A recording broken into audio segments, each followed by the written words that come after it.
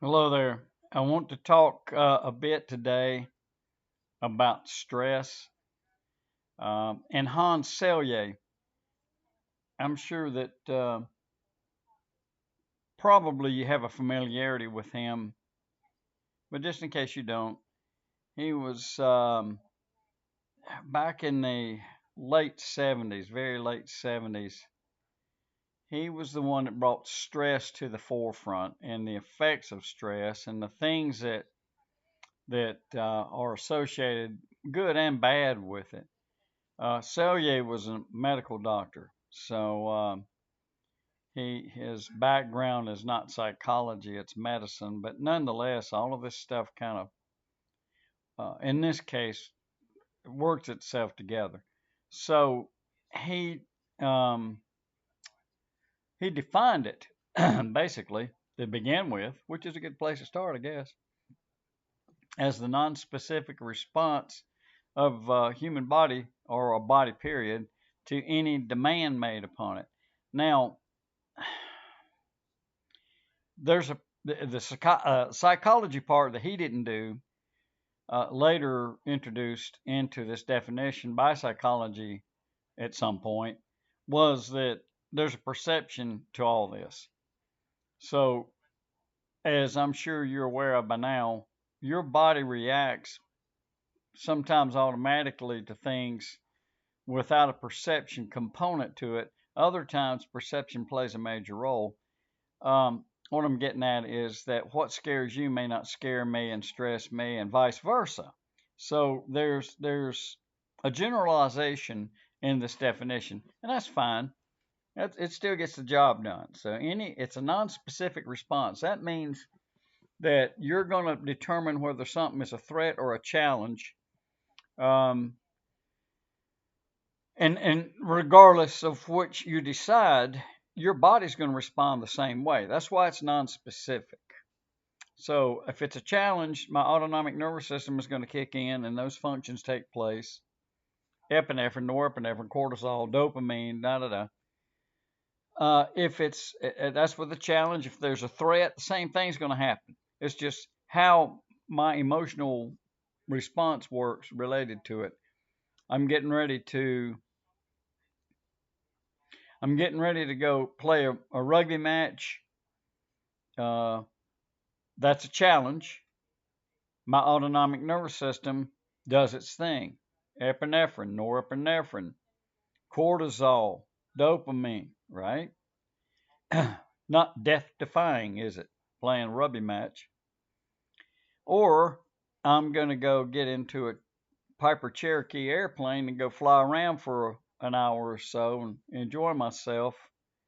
Is that really a threat? Well, it carries more weight than the challenge because there's the potential for death. So, what happens to my autonomic nervous system? The same thing. So, it doesn't know the difference between challenge and threat. Or when I was in Vietnam and I was getting ready to go into some places I didn't want to be, that's a threat. Autonomic nervous system, same reaction as the rugby match. So, the non specific business is exactly what it says. I have a function that uh, turns on whether by challenge or by threat. So he identified part of that. Psychology basically finished it for him. Um, your body reacts to a lot of things: heat, cold, pain, confinement, so on and so forth. Visual stimuli, tactile stimuli, whatever it is. And from all of this activation, all of this generalized response, he devised this thing called general adaptation syndrome. In this explanation, this syndrome, if you don't know what syndrome means, it's basically a fancy word for combination. It means a lot of things working as one, sorta. That's close enough. He divided this thing into stages. So, stage one, the initial stage, he called the alarm stage. Uh, you've all heard of fight or flight. Well, that's kind of what he's talking about here, the alarm stage. You have in the autonomic nervous system, you have the sympathetic nervous system and the parasympathetic nervous system, two components of the autonomic nervous system. So, what the sympathetic nervous system does is in this alarm stage, it prepares you for a brief emergency response fight or flight. I'm going to run from whatever this is, or I'm going to fight it. It's all related to survival. Now, I'm not going to get into all this stuff that's involved in that, the medical stuff, the HPA axis, for example, which is the hypothalamus pituitary gland and the adrenal cortex. And I could get into all the chemicals. I'm not going to do that. Adrenocorticotropic hormone and all these crazy things. We're going to leave that alone. But there is the release of cortisol. Excuse me. Sorry about that. Cortisol, that increases blood glucose. Glucose is sugar, right? That's a fuel. So you have fuel for extra energy, fight or flight. It increases alertness. This cortisol business does. It reduces inflammation. In other words, you can endure pain a little bit better for a brief period of time. So your system is preparing itself for survival. The problem is that I mentioned to you the HPA axis. Okay, the problem with it is that it is a slow release function. Now that doesn't refute what I just said. Cortisol, sympathetic nervous system, is an immediate reaction. The HPA axis, the hypothalamus pituitary gland adrenal cortex thing, is a slow release deal. So as long as that doesn't mean over weeks, that means over within this brief period of time. So something happens, a bear jumps out at me in the woods, the sympathetic nervous system kicks in. Now, I can't just dump a bunch of cortisol in there because, boom, it's gone, right? I'll use it up. So it's released more gradually over the time of the stress. As long as that stress continues, then I'm having this sympathetic nervous system function. There's another, we can bear in mind there's another part of this is parasympathetic. Keep that in the back of your mind because we'll talk about that in a minute. But here we have the alarm stage. Now you go to the second stage, the resistance stage. What this does is causes the adrenal glands to continue secreting cortisol and the other hormones associated with that maintain an alertness and a readiness for this stress. But your body adapts. So your body adapts to the prolonged stress, and it decreases less urgent activities. Eating, for one, as an example. So this adaptation is negative. Most of the time we think in terms of adaptation as positive. Positive adaptation, increase in strength, or whatever the case is. And what you wind up doing is you better adapt, you're better able to deal with these ongoing things. But there's a problem here. Intense, prolonged stress. And we're mostly talking about emotional here. We're not talking about physical activity. We're not talking about playing 16 seasons of rugby like I did. We're not talking about that. We're talking about bad stress. Eustress is good stress. That's exercise, etc. Distress, prolonged stress, chronic stress, as in a job that's very demanding mentally, or a bad marriage, over a long time, or whatever the case is. I'm not cutting down marriage.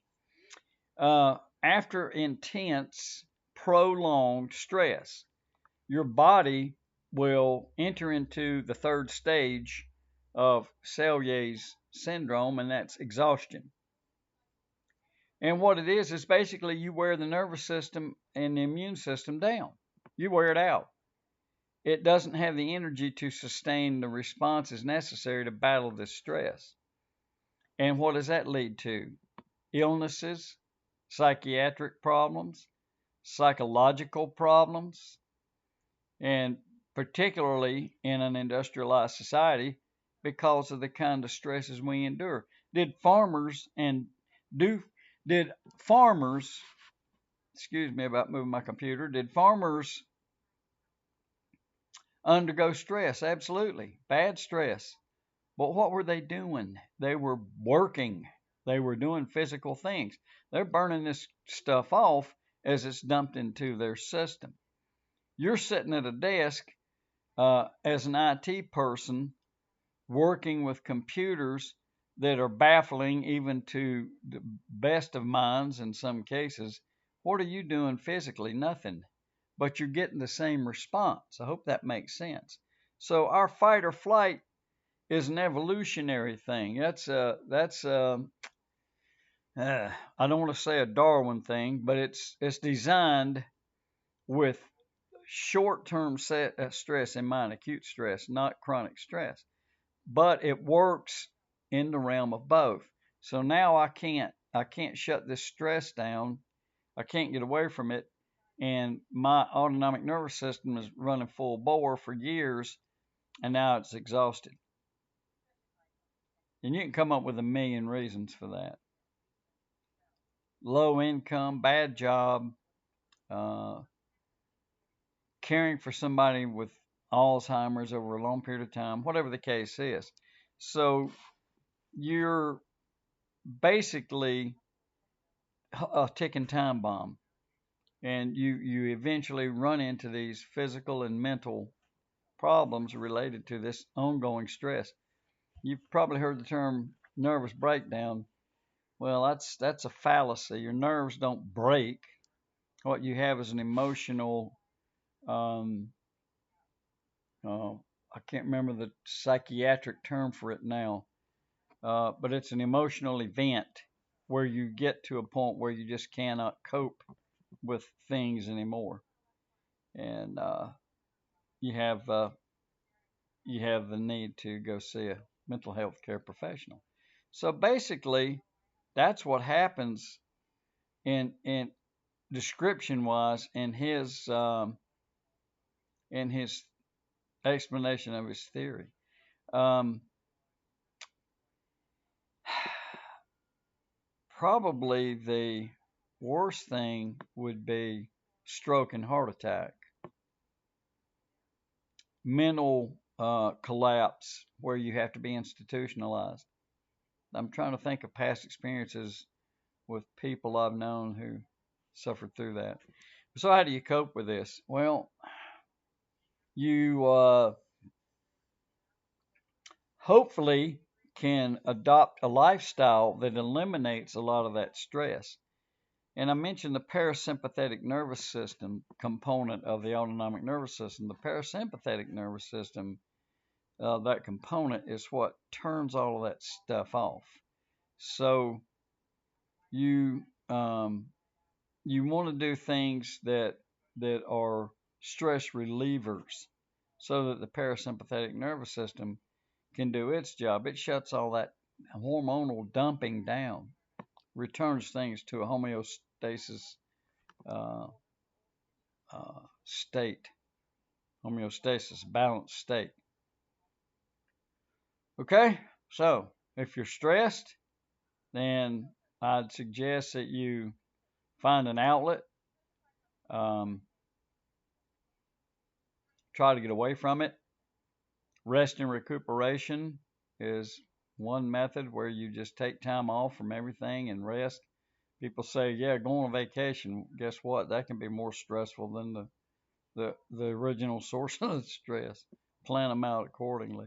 All right, so there you go. Quick overview of Hans Selye, brilliant man, medical doctor guy, and his work was very beneficial for those of us who have been through very stressful situations.